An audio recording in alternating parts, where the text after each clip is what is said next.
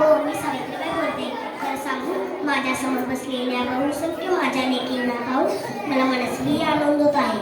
मी आणि ज्योतिराव शिक्षणाचे छोटंसं रोपण आलं व त्या रोपट्याचं एका विशाल वटवृक्षात रूपांतर झालेल्या पाहून जीवन उदात्त झाल्यासारखं वाटतं. मी सावित्रीबाई कन्हजी पाटीलची सावित्री ज्योतिबा झाली आणि जीवनाला एक विलक्षण दिशा मिळाली.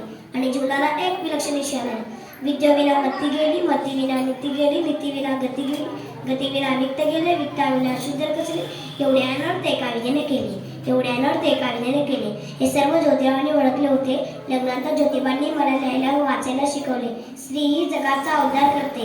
एक बी पेरला तर वटवृक्ष तयार होतो. त्याचप्रमाणे एक मुलगी शिकली की संपूर्ण कुटुंब शिक्षित बनते. चूल आणि मूल यातच विश्व मानणारी रुंडीनी बांधलेली धर्माने विचारलेली माता शिकली की सगळे शिकेल. ज्योतिरावांनी पुण्यात मुलींची पहिली शाळा काढली.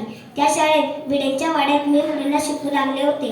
शाळेत जात असताना लोक माझ्यावर शिवण्या फेकत, शिव्या देत, दगड फेकायचे.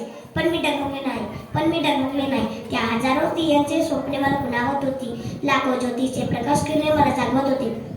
त्या काळातील समाजकंटकांना न जुमानता माझ्या पतीने मला आगळवेगळे धैर्य दाखवले. पण मला आज सार्थक वाटतो की एवढे मोठे वटवृक्ष भरला आहे.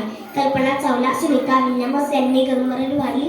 कोणी उच्चपद भूषवले, कोणी क्रीडामध्ये तर कोणी सैन्यात.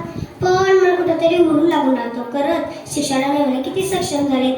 अंधश्रद्धा, भ्रष्टाचार, बलात्कार. अरे शिक्षणाने माणूस संस्कारपणा विसरलाय की काय. मला जाताना असे मनास वाटते. Alone I can say but together we can talk. Alone I can smile but together we can laugh. Alone I can enjoy but together we can celebrate.